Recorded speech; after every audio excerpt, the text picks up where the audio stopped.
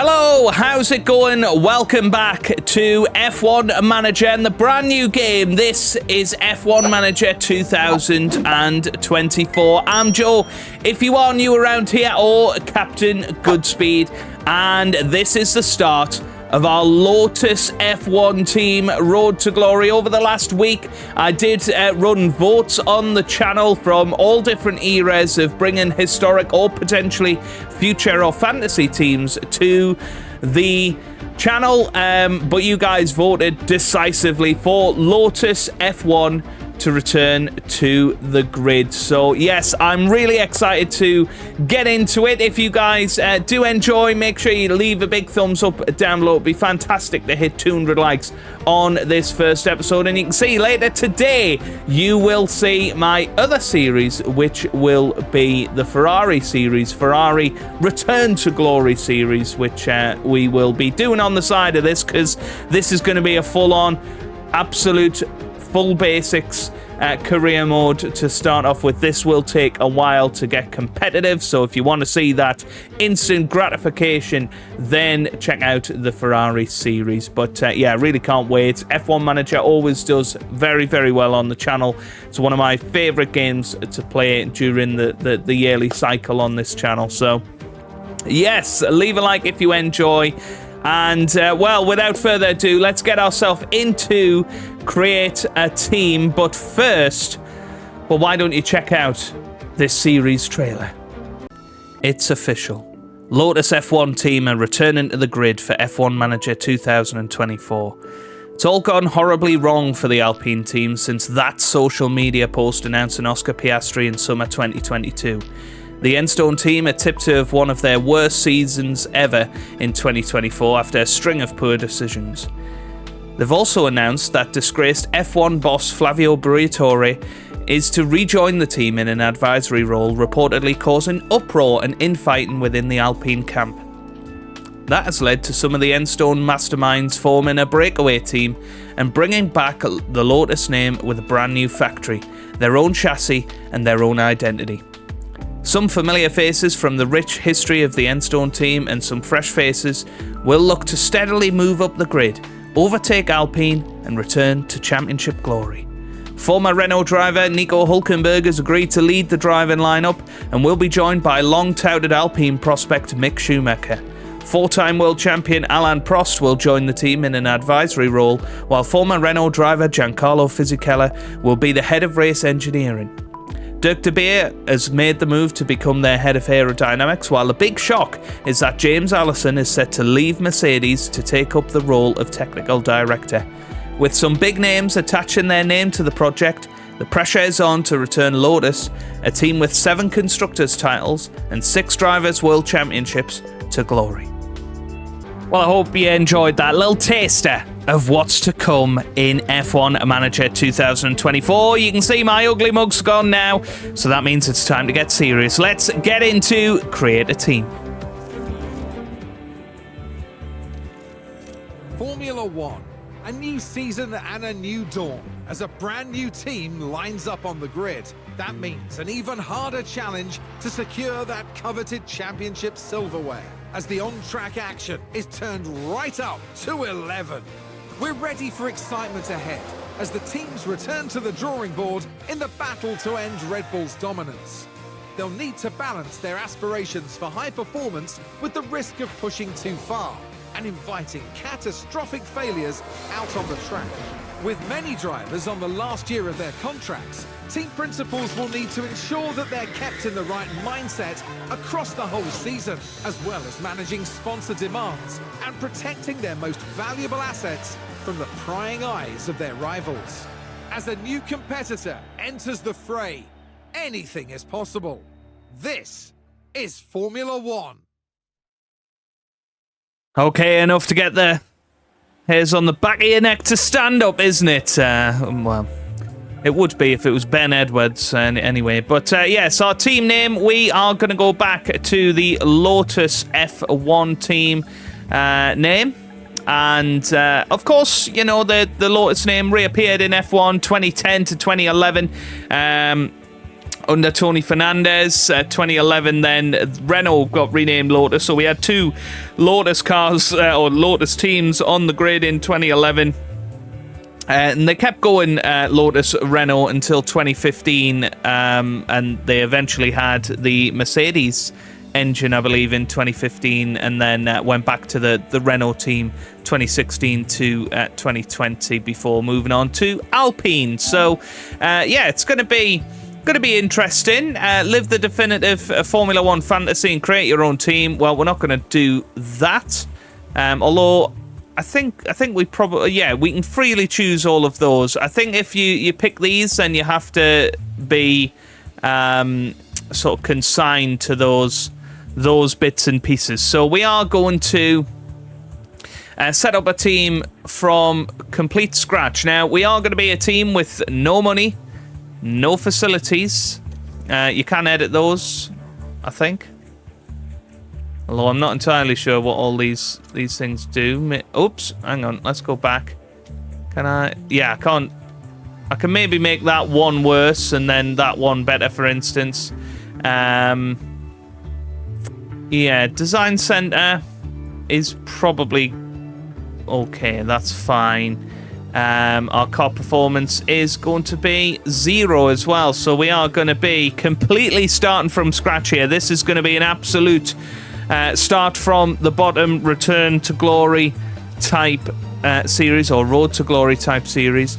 In terms of our drivers, we are going to be going with Nico Hülkenberg as our first driver, and we are going to be going with Mick Schumacher as our second driver,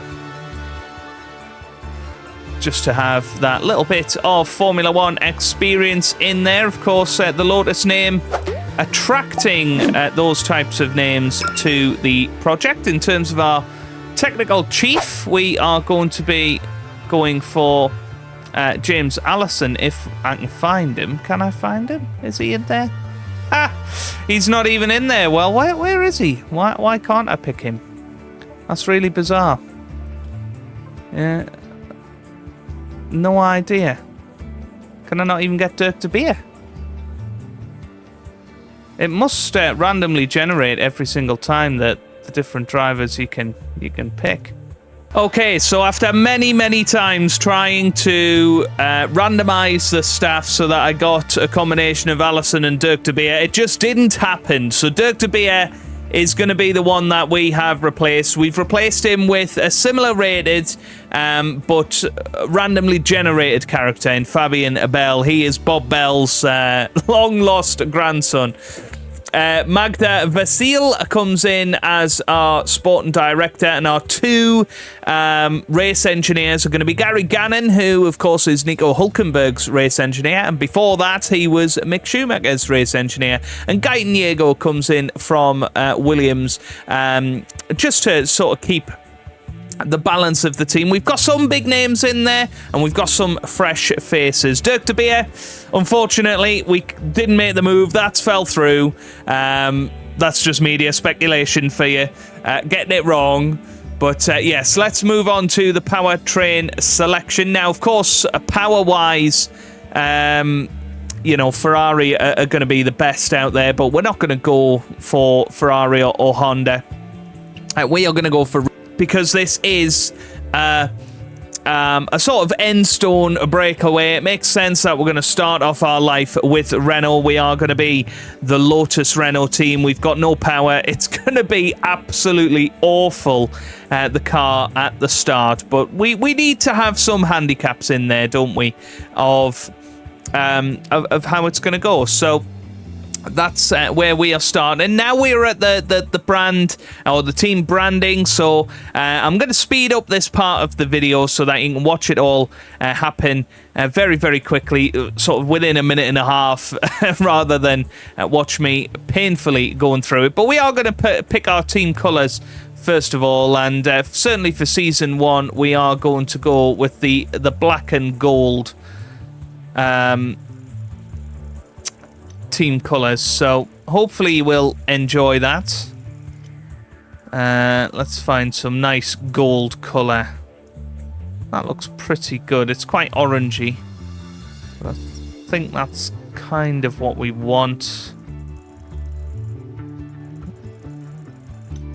Yeah, a little bit darker there. Yeah, I think that looks pretty good.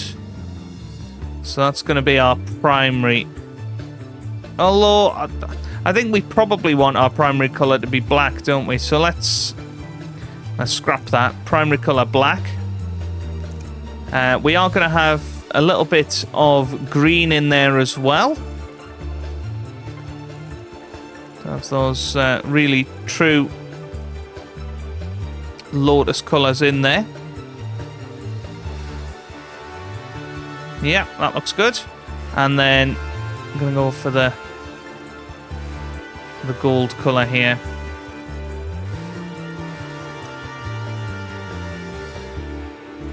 So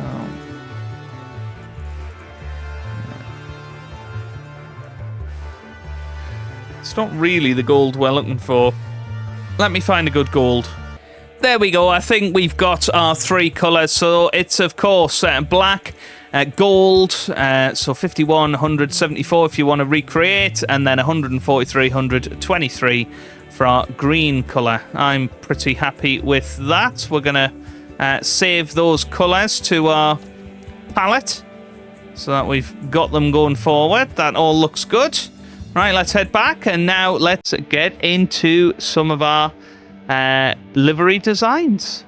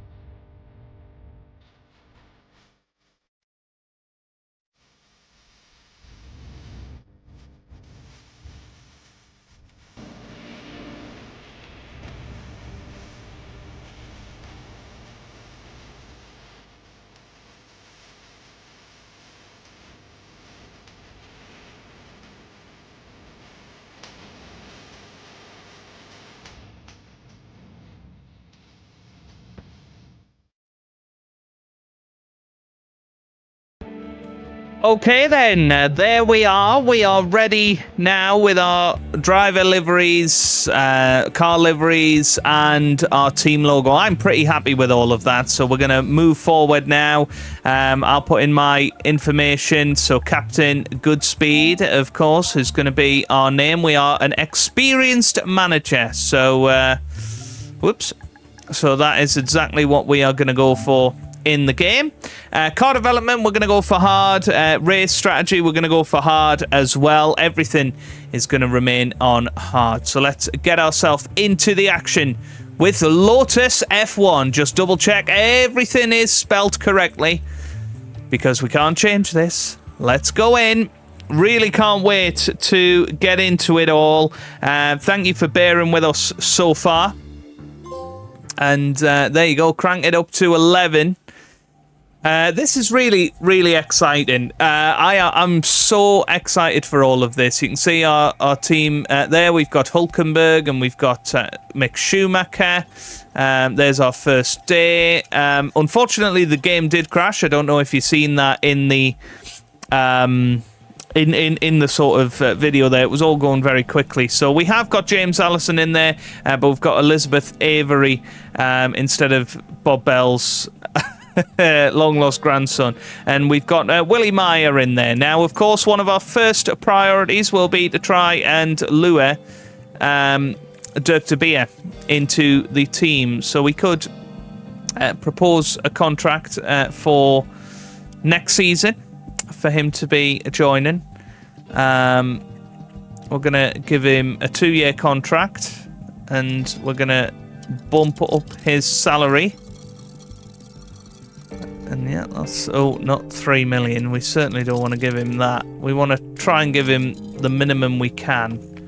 In terms of a sign-in bonus, I think let's give him 40 grand. and reduces multiplier there. Let's offer that contract, see if Dirk de Beer will join us from next season. We're going to give him 28 days to think about that. But everything else is looking good. I'm in a really exciting position, I think. We haven't got any sort of affiliate drivers. We are going to have to think about that. We have got a couple of generated ones, but we are going to have to think about scouting some drivers, maybe nicking some from Alpine if we can. That would be rather nice, wouldn't it? But yeah, looking forward to it. So yeah, I'm going to go ahead and scout some drivers, and I'll see you guys in a second. Well, I'm an idiot. We've only got one scout, so we can't scout more than one. But we are going to have a look at the likes of Kimi Antonelli, you know, Gabriel Mini there, Alpine reserve or affiliate driver. We've got Kushmani in there. Zane Maloney would be a good one. But yeah, really excited to see how things go. Let's have a little look at the championship then, at who has come in to replace Nico Hulkenberg in the Haas team. Let's have a little look. So where is he? Enzo Fittipaldi has come in to join Williams. That's really cool. So you can see our logo on there. It looks pretty much perfect, doesn't it? I'm really proud of it. I'm really sad on it. But that's really cool. If we look at our projected balance, it is going to go down quite significantly over the season. So we are going to have to generate quite a bit of sponsorship. We have got £10 million to start off with. Now, I don't know how much money is going to be absolutely bled out of the team this season, so I'm going to make sure that we keep as much of that £10 million in there, certainly until we start looking at developing the car and until we've got our sponsorship in there. We can't really go and commit all of that, but you can see our car is very much the worst on the grid. It's going to be at this stage, we know that, and we can change the team branding at any time, so we are going to have some special liveries throughout the season for you guys to enjoy. But I think the first port of call is getting our first upgrade on the car, so we are going to have a look at designing a brand new underfloor. And we are going to just keep with 2 upgrades for now. So we're going to put half of our CFD time into that. We're going to put half of our wind tunnel time as well in there. The reason being is because, you know, we're not a team that's made of money. We're going to focus on 2 big upgrades, and we're going to have those upgrades throughout the season. That's how we're going to try and role play this. We probably want to reduce drag as much as possible on the car. We want a little bit more in high speed corners. In terms of minimum lifespan, we are going to reduce that a little bit. I did experiment with this in the sort of early access, and you know, you guys absolutely slaughtered me for adding weight to the car, so we are going to reduce a little bit of weight from the car. That should be a good upgrade, particularly with the underfloor. Now, we have got 10 engineers, so we're going to stick 5 of them on this one. That is going to be £1 million out of the budget. Now, we're going to go straight into the design again. And the next thing that I think is really, really important for the car, if we're looking at where we are struggling, it's in that top speed area. So chassis is going to be another area that we want to improve. So we are going to stick the rest of our resources into chassis and developing a brand new chassis so that we can hopefully increase our DRS delta, make it a little bit lighter as well. But we are going to really focus on this part of the car. Yeah, that looks good to me. So yeah, 5 to 10 races, that looks good. So yeah, you can increase the the weight of it, and it will last pretty much the whole season, which is what we might have to do later in the year. But we want to get that initial performance, because if we can get a couple of points here and there, that could be the difference between us finishing 11th, finishing 10th, finishing 9th, a little bit more prize money in the championship. That is going to be really crucial as we move forward. But yeah, 2 big upgrades that are going to be ready for the car, hopefully within a couple of months. Now, we are going to progress on. We're going to have a little look at our facilities.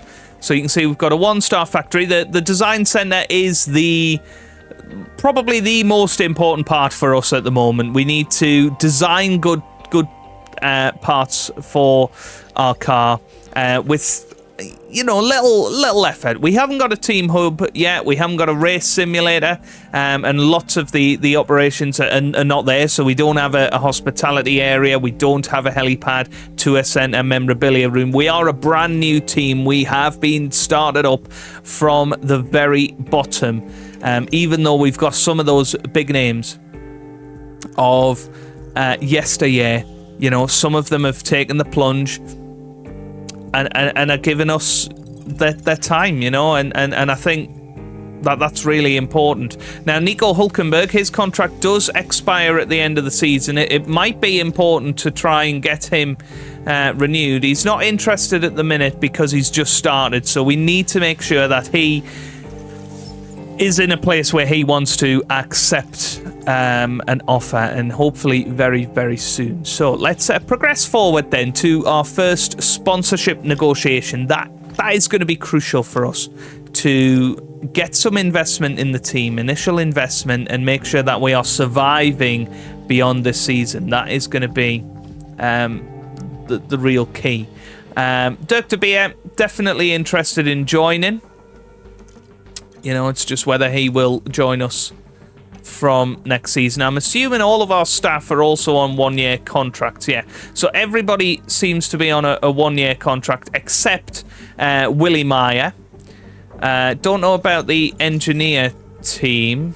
Oh, Guy Niego, 5-year contract he's got. Well, that's pretty good. And Gary Gannon, he's got 2 years. So that's good for us then. Okay, cool. Right, let's go into the sponsorship negotiation. So we can obviously go with any of these teams. Now, we do get some upfront money from these guys.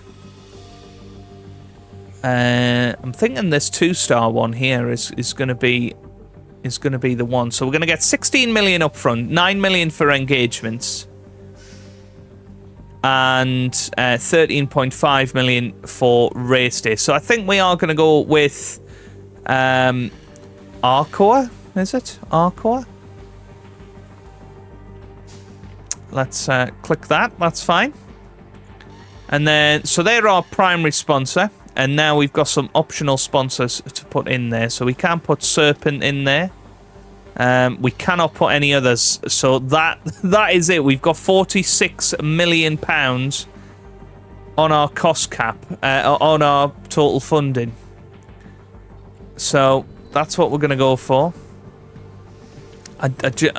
Oops, I don't think we can do any. What if we were to pick this one? Can we get other sponsors? No, it doesn't look like it. So we're going to have to go for that.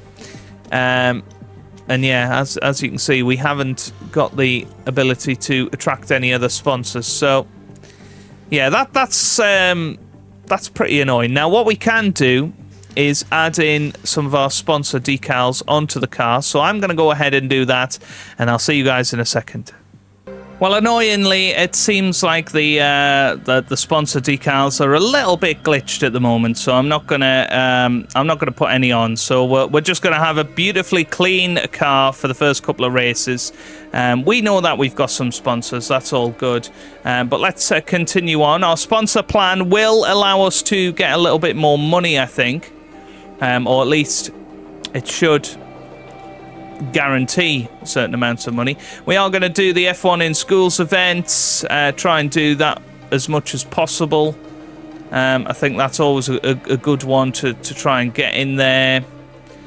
And then, yeah, possibly a design centre advert there. That all looks good to me. Stem to a race their appearance. Agreeing to too many activities. Okay. So maybe remove that one then. Can we remove that one? How do you remove it? Do you just click it? There you go. Right. So that's enough. It exceeds it. As a result, your next sponsor plan's target will be lower.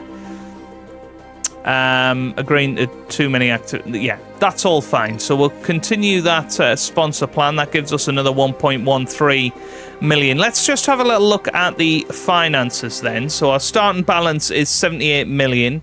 Projected is going to be about minus 55. I don't really know where that's coming from. They are expecting us to spend 19.4 million on car development.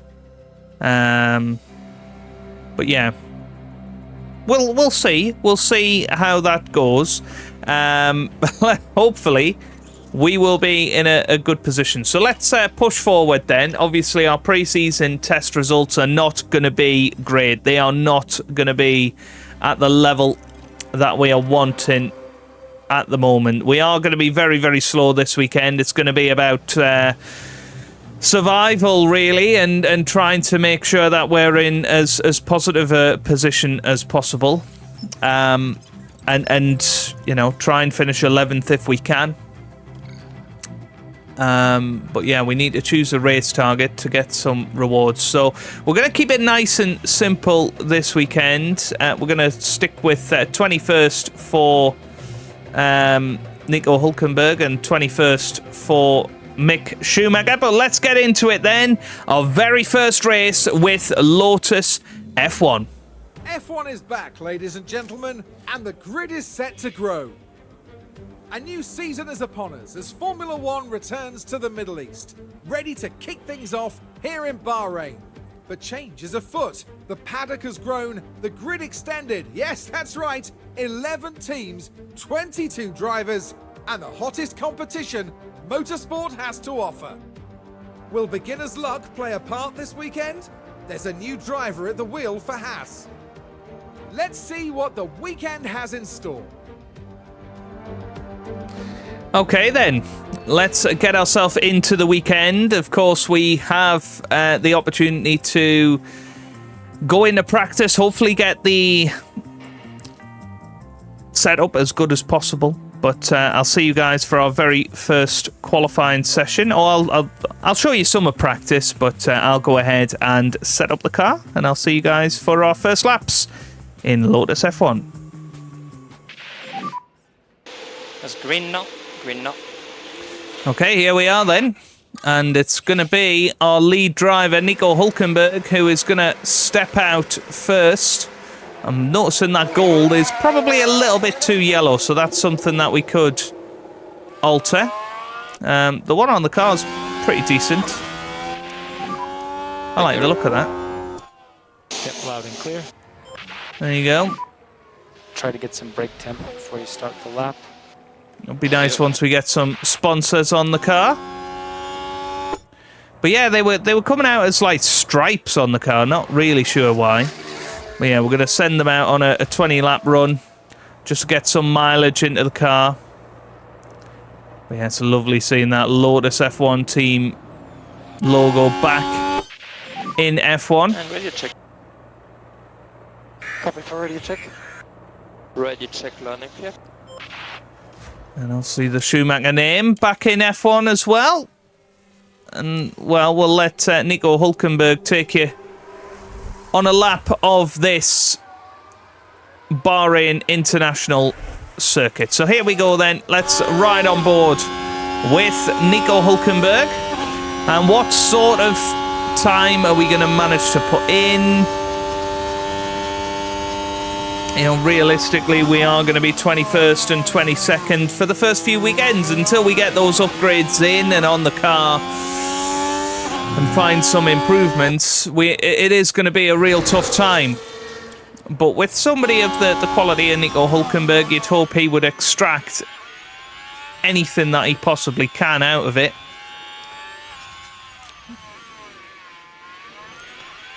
Let's see, how are they getting on in terms of first sector? Let's have a little look at 29.7 for Nico Hülkenberg. What is... This tire is better for keeping tire temp, so that's good. What is Schumacher going to manage? At 29.7 as well. So very, very similar times from the two of them through that first sector.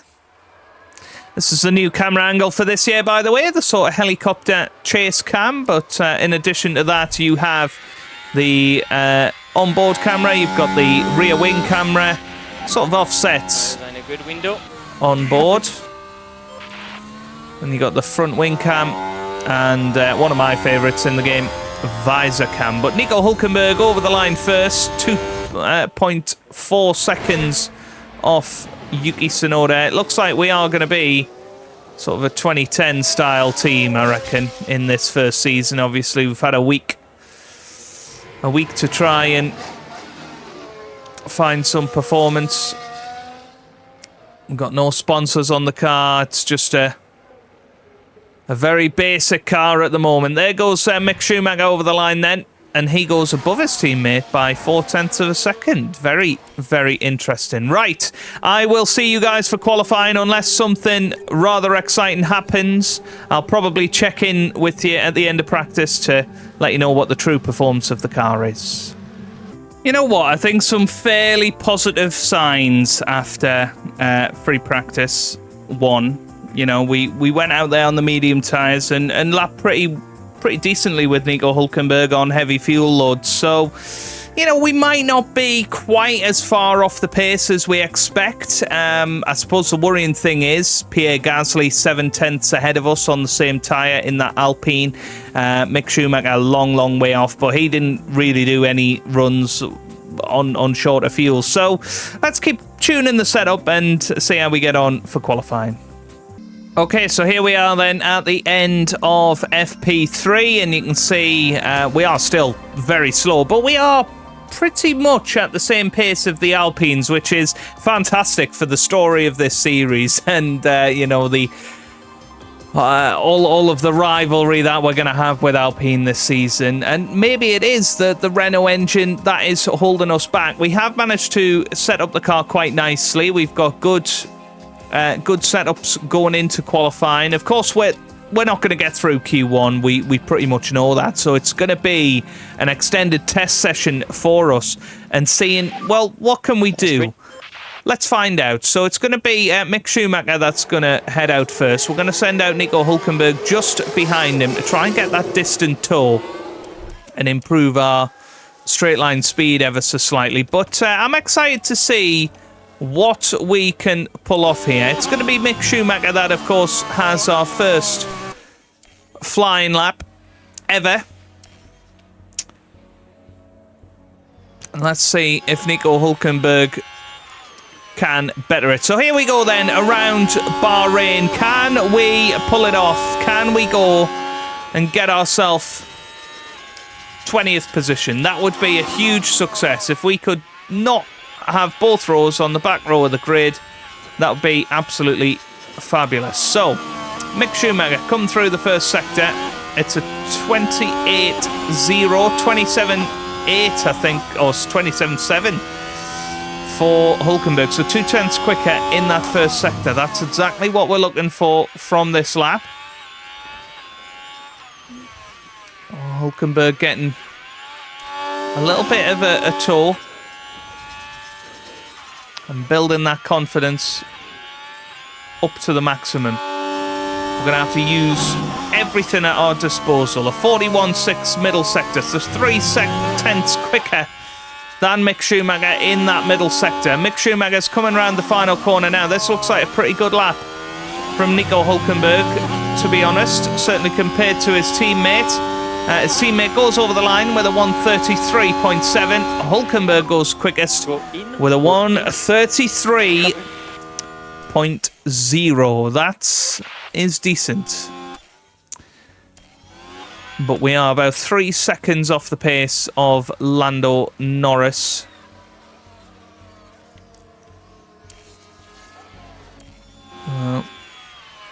It is really the Alpines that we're looking at.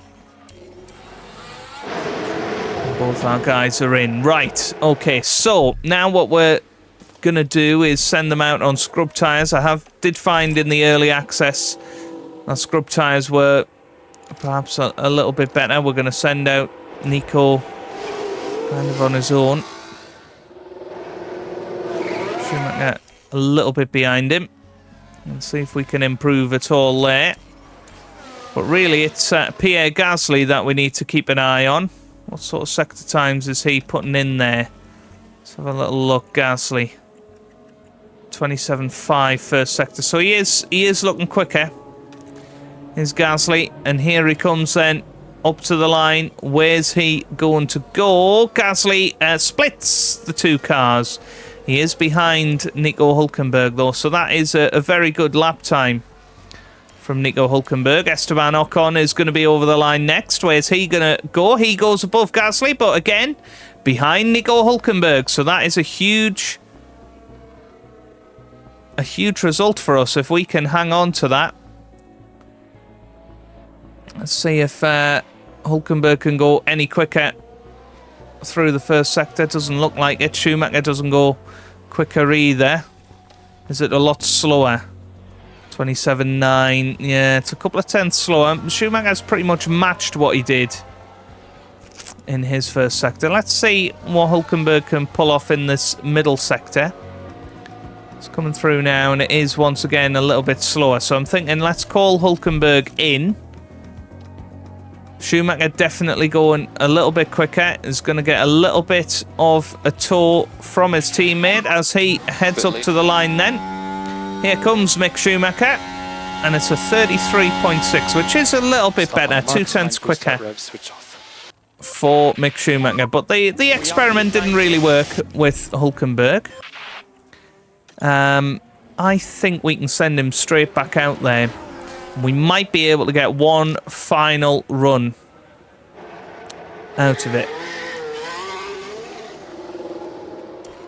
Let's see what we can do.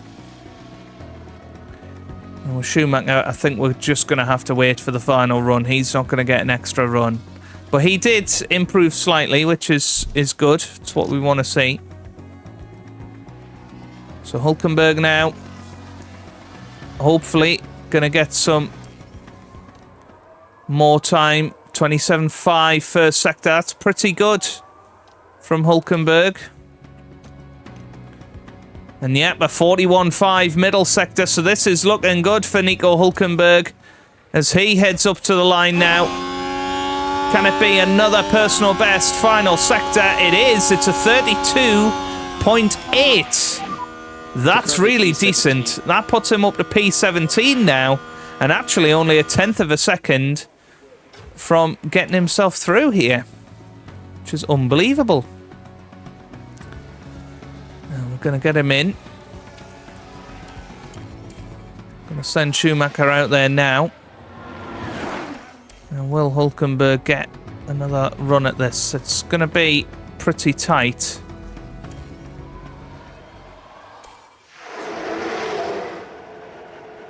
So let's see what we can do. Yeah, I think he can as long as we control him. It's literally going to be on the bubble here for Hülkenberg as to whether he reaches the line or not. He needs to hurry up. Try and work on the car a little bit. Copy.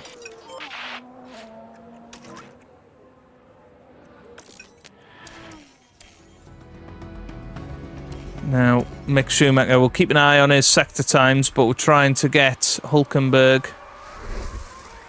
ready for his lap.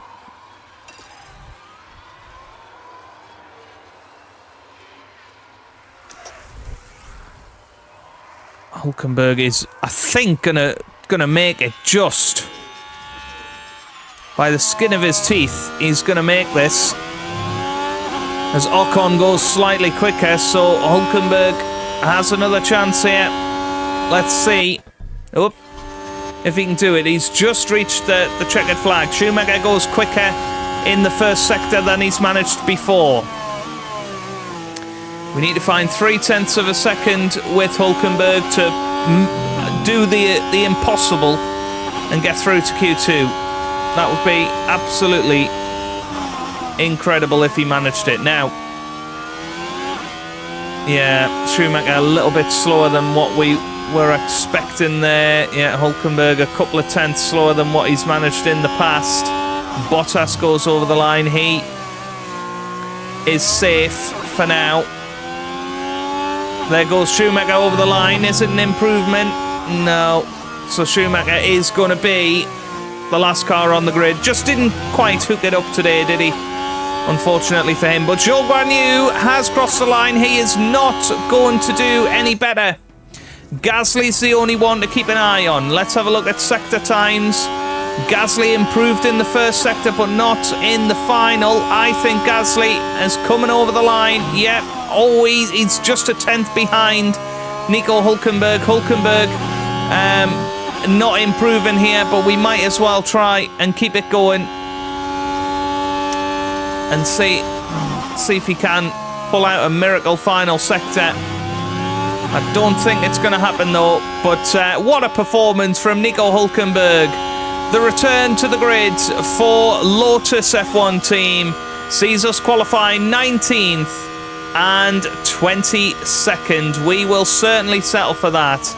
That is a very, very positive first performance for Nico Hulkenberg, qualifying in 19th place. But it's going to be Max Verstappen, I reckon, on pole position. Is it? No, it's Sergio Perez. Perez on pole, Verstappen second, Leclerc in third, then Norris fourth, Sainz fifth, Piastri in sixth. George Russell went out in Q2. That's a interesting one there. But Nico Hulkenberg, the highlight of the session for me.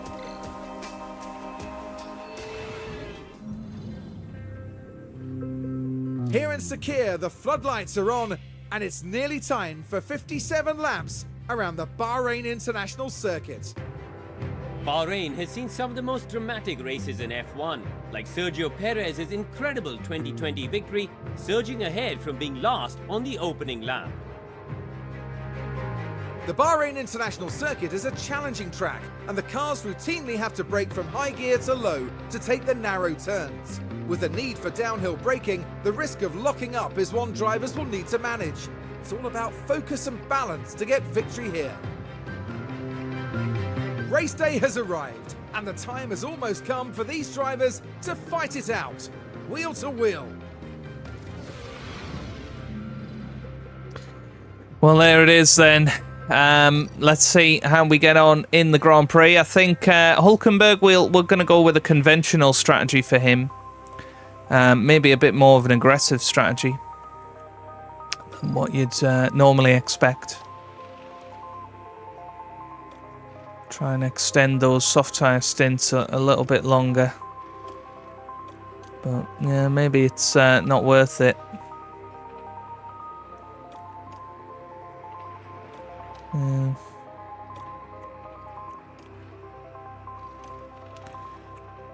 Yeah, perhaps not. Well, maybe we could go mediums for the middle stint. That might work out a little bit better for us.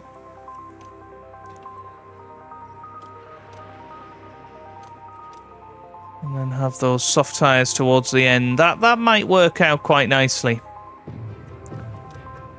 And if we start off on the... You know, we've got two sets of soft tyres, so... Start off on them, that looks good. Let's just make sure that we've got the correct strategy on. Yeah. For Mick Schumacher though, I'm thinking, can we get away with a one-stop strategy here? Or do we just go full aggression with Mick Schumacher? He's got plenty of new tyres.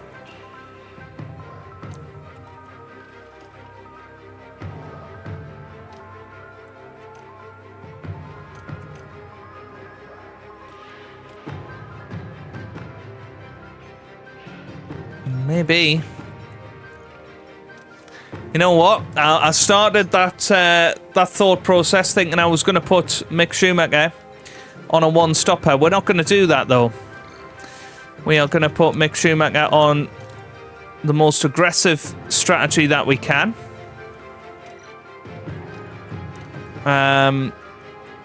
Let's see what we can do with Nico Hülkenberg as well. Yeah, aggressive middle stint for him. But according to the strategies, they are going to be virtually identical. We'll see who comes out on top. As I say, it's a bit of an extended test session for us.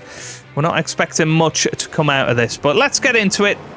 See how we get on. New chapter in Formula One as 11 teams line up on the grid. And for Lando Norris, this is another chance to see what he can do in this car. It's a second row start there in P4. The trick will be not to slip backwards because there are plenty looking to capitalize. This should certainly be a good one, folks. This is it. 22 cars on the grid.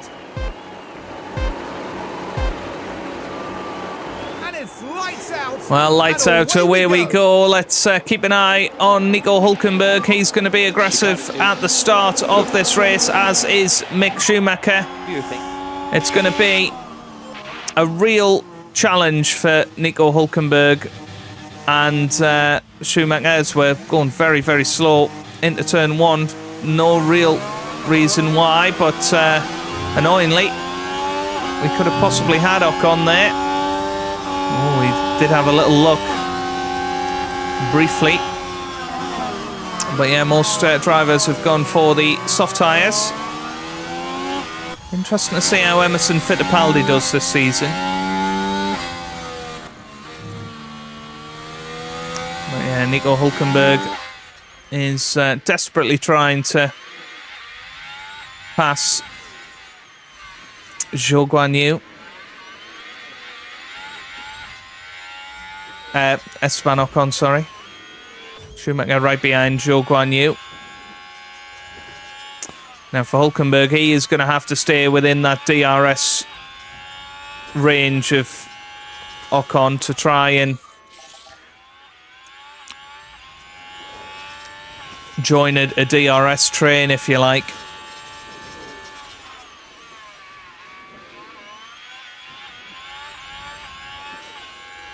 There you go, you see that's what the DRS can give you. And Schumacher, let's see how he's getting on. Yeah, he's just a little bit further behind. He's the one that's been a little bit more aggressive on his tyres. Now he has dropped out of that 1 second window, so I'm thinking let's switch up the strategy. We're going to go light on the tyres for Mick Schumacher. I'm going to create a new strategy. Oops.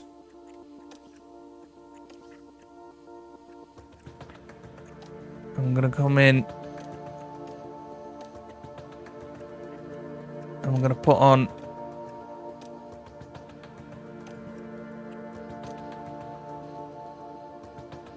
medium tyres, middle of the race. Or are we going to put the hard tyres on? We could put the hard tyres on, actually. We'll see how that works for us. I think that could work out quite well for Mick Schumacher. So that's what we're going to do with him. And just take it easy on those soft tyres. But here comes Nico Hülkenberg on Esteban Ocon. Is this going to be an on-track overtake for the Lotus team against Alpine? Oh, it's very close, isn't it? DRS open again, but I don't think he's going to have a chance up the hill. Right, down into neutral for our ERS deployment. And we got to try and stay close to Ocon here, but that was a really good attempt from Nico Hülkenberg there. DRS again will close us in a little bit. But I think maybe our chance is gone.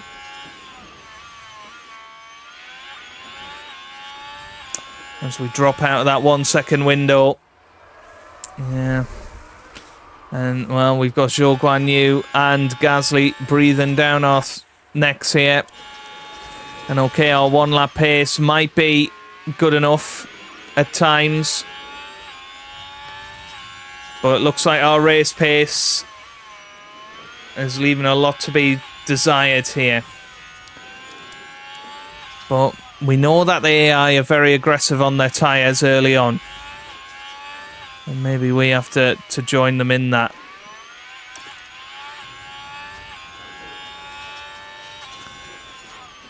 And there goes Gasly. So yeah, we're in trouble here. We're definitely in trouble.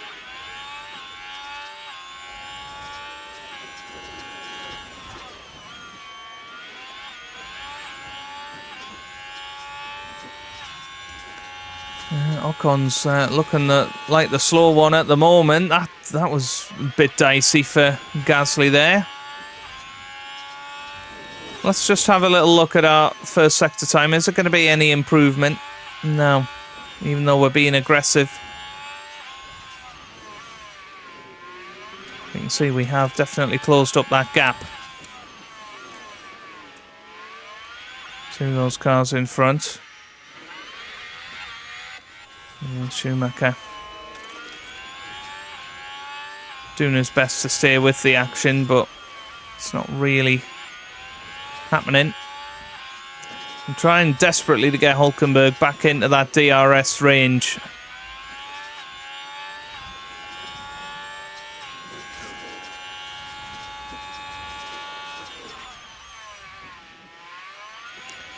You can see he's gaining nicely, but not quite enough at the moment.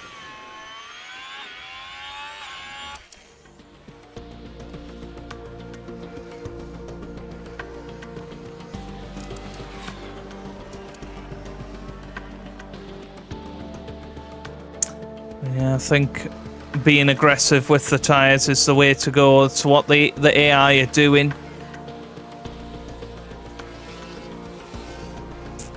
And it's keeping us in touch with them, at least.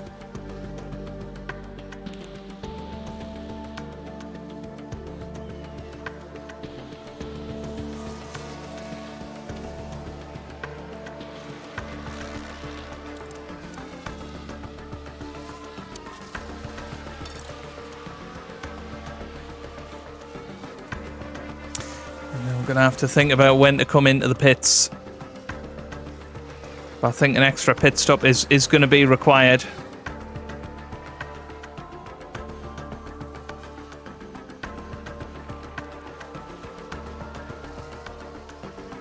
So let's have a little look at tyres. Yep. So I'm thinking let's get Hülkenberg in now. Brand new set of mediums, 7.7. That is not good. Let's have a little look at this. Move into position. They can't get the tire Yeah, off. not good. Well, that has virtually ruined our chance of finishing above those guys in front. And what's that? A pit stop issue. Yeah, I think we're just going to have to go light now on those tyres. Try and keep them in good shape. Fittipaldi's gone past Mick Schumacher. Now then, can Mick Schumacher keep going until lap 22? That's going to be that we're looking at. Sargent had a spin out there. Let's have a look at Sargent. And the controls lost. Oh dear. Dearie me, you don't. Had to be Logan Sargent, didn't it? Right, how are lap times doing? So Hülkenberg on a 41.5 at the moment.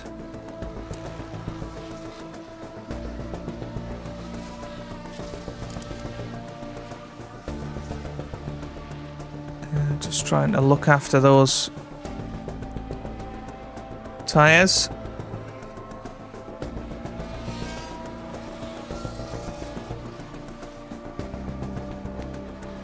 Yeah, Mick Schumacher in a real difficult position in this Grand Prix, isn't he? Of, you know, having to go so slow on those tyres. We knew that was the risk. And obviously Hülkenberg's had a slow stop, so that's not going to help. But we are going to push the fuel a little bit.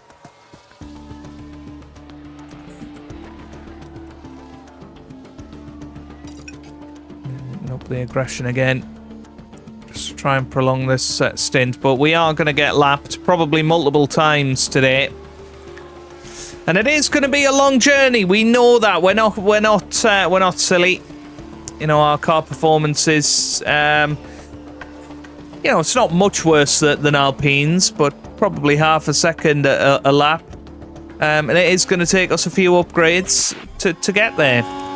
But, yeah, Mick Schumacher, he's going to be coming in now. Box, watch out, white line. Couple for box. Oh, we've got a crash now then.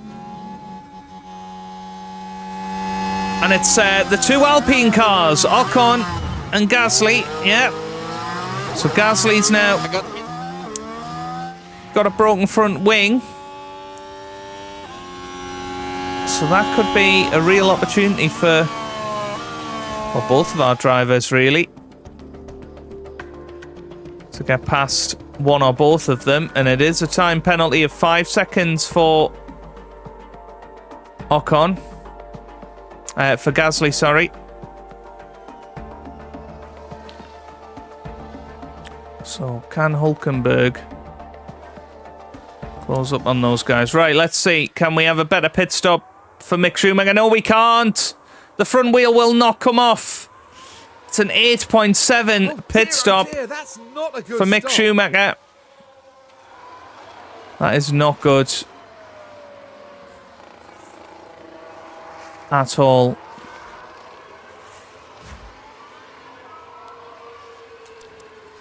Yeah, their tyres are pretty horrific now. So let's be a little bit more aggressive with Nico Hülkenberg.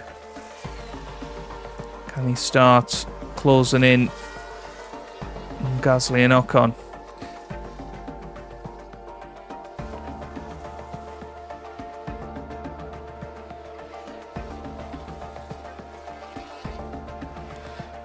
I don't think so.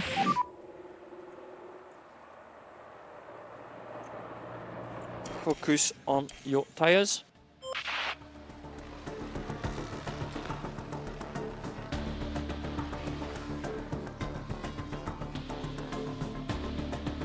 So yeah, Hülkenberg, what is he lapping? He's still lapping about a second a lap slower than Pierre Gasly, despite Gasly having that front wing damage.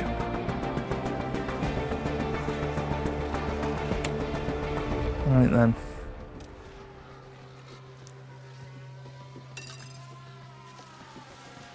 I'm going to come into the pits with Nico Hülkenberg fairly soon. We'll put him back onto balanced.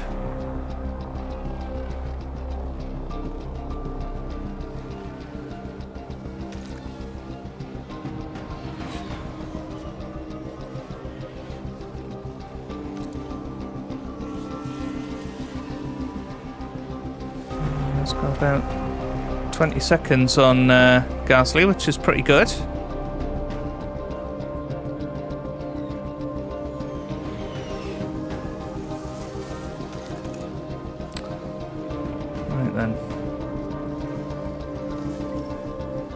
There are some yellow flags. What's happened there? It was a Leclerc lock-up. Let's have a little look at Charlie Leclerc then. Up towards the back of the McLaren. Wow, that could have been a lot worse. It wasn't, though. Right, let's have a little look at tyres. So I'm thinking maybe now bring him in for his used set of softs.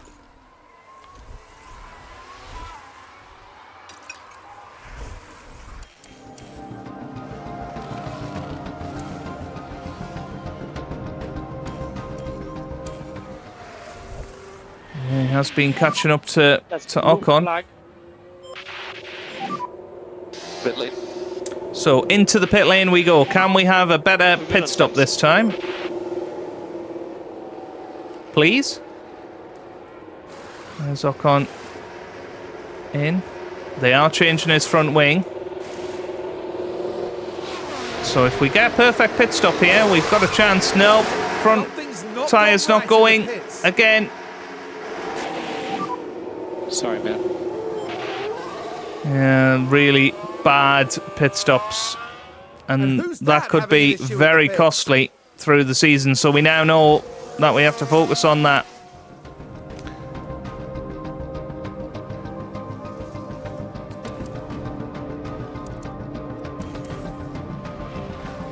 So let's zoom it forward a little bit. Well, we've got another crash out there. Just remember, in the main straight might still be some debris. What has happened? So it's looking like Logan Sargent. Is he going to go into the back here? Oh, it's a nasty crash there. Was that with Fittipaldi, perhaps? I'm not sure. But, yeah, no safety car at this stage. Fittipaldi, yeah, it was with Fittipaldi. 10-second penalty for him. And then how are Gasly's tyres looking? They're not looking too clever, are they? So he's going to have to come into the pits again.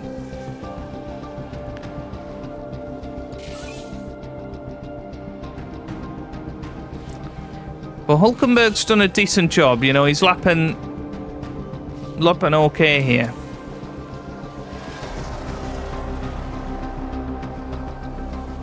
There's a yellow flag now. And now we've had a Ricciardo spin. We get DRS with this RB in front. It's going to help us out a little bit.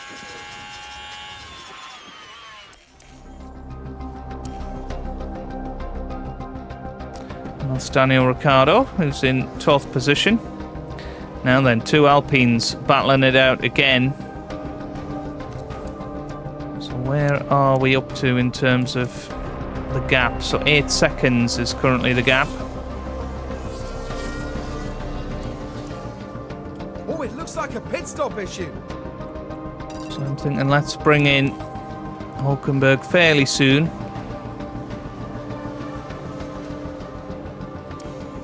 So let's see what sort of lap times he can put in. A 37.6 there, that's not bad. And we are ahead of Gasly here. We are going to have fresh tyres at the end of the race. 15 laps to go. So, Hulkenberg. How can he manage what we are learning here? Is that being cautious on tyres isn't really the way to go. Yeah, we've got around about 11 laps to go here. So we're going to bring in Hulkenberg this lap. This is a big moment for our team, because if we get a good pit stop here, we've got a chance of finishing ahead of Pierre Gasly. And that, you know, would be a fantastic achievement today. It really would be. Now, Ocon's tyres, they're not looking too clever. They're going to be awful by the end of this race. And that was, I think, Daniel Ricciardo just in front of us there. Now, here we go. Come on. Oh, it's our front right again. A little bit slow, but not too bad. Much better pit stop. Okay, it's 4.6. But that's 3 seconds quicker than what we've managed so far in this race. Now, I think be aggressive, but don't be stupid for Hulkenberg. 14 now. laps to go, Nico. Try to save fuel where you can.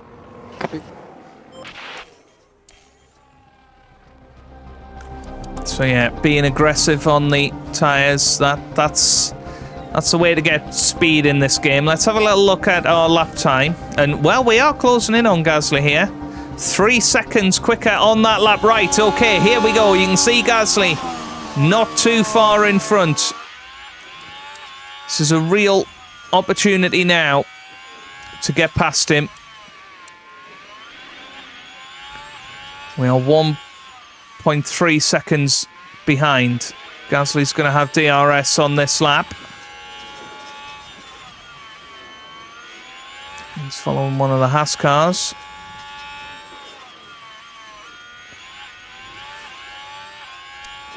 You can see. Well, let's have a look at what Gasly's lap time's going to be here. Gasly a 38.4, 36.9 for Hulkenberg. So he is lapping a hell of a lot quicker.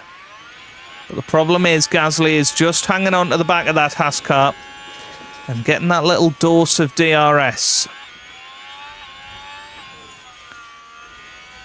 Let's keep an eye on tyres.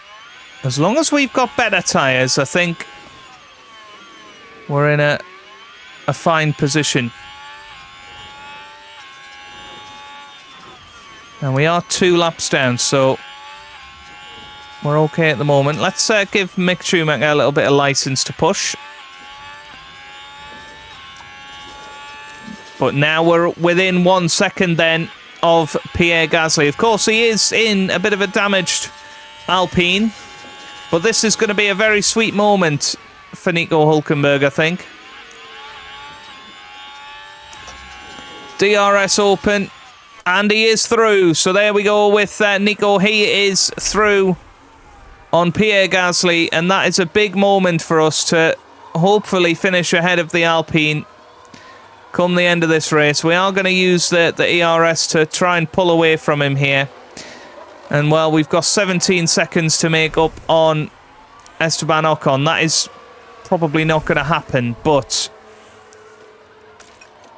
sometimes miracles do happen.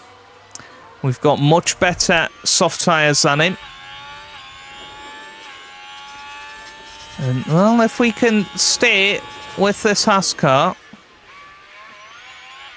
it could really help us. So what DRS? Couple.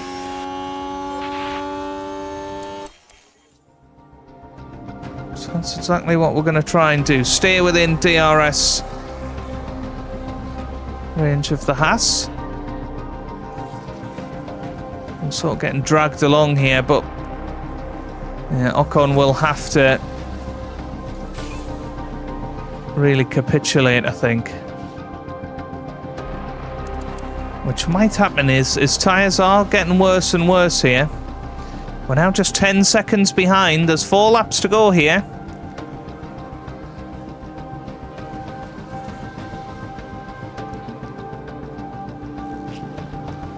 Will Piastri catch him? I feel like if Piastri catches him, he has to slow down a lot again.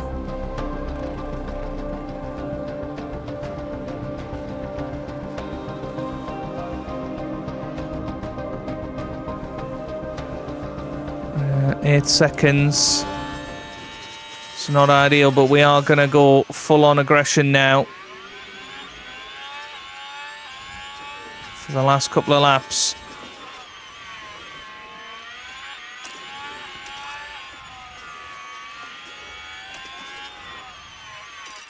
Going to do it with Mick Schumacher as well.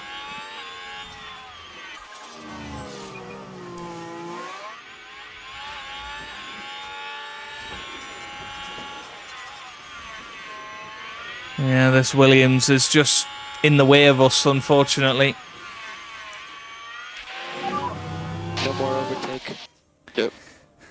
We are on the final lap of this Bahrain Grand Prix. What we're hoping for is a knock-on puncture or something similar. 3 laps to go. Yeah, go big.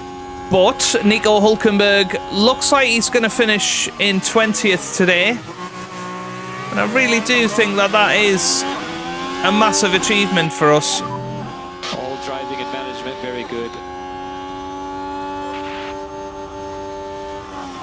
There we are unlapping ourselves on that Williams car. 7.5 seconds. to reach Ocon.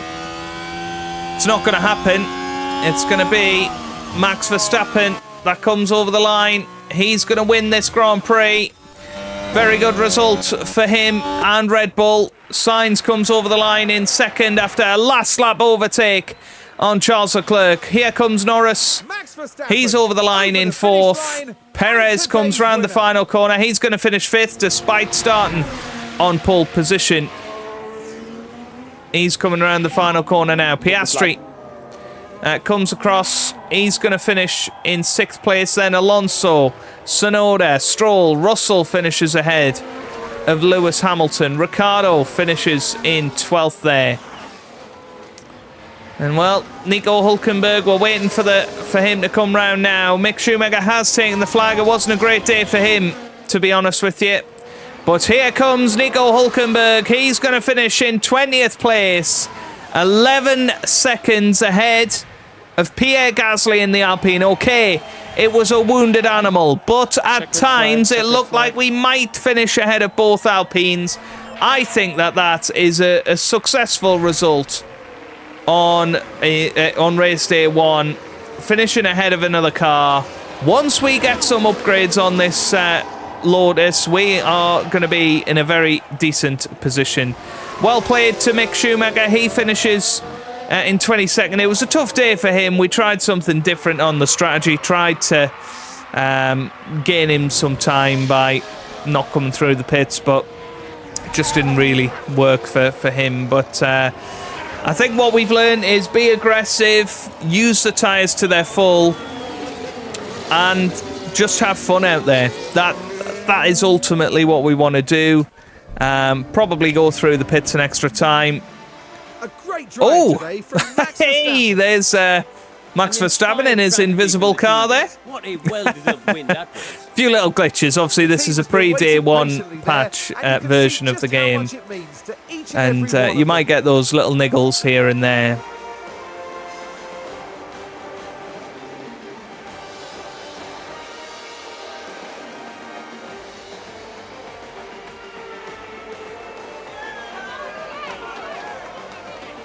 And no doubt, Verstappen fans will be celebrating the Dutchman's achievement.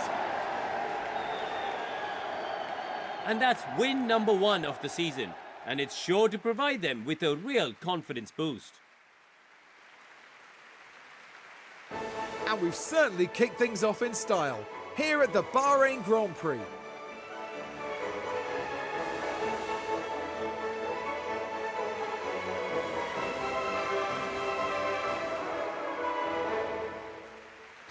But yes, very excited to How do you think they'll be feeling keep in going the this team season. garage at the end of that? It was a strangely mixed weekend for them. We saw one driver put in a strong performance, but it was a different story for the other. Definitely positives there, though. And that is about that for this weekend's action here in Bahrain. In the next round, we head to the shores of the Red Sea as Formula One returns to Jeddah for the Saudi Arabian Grand Prix.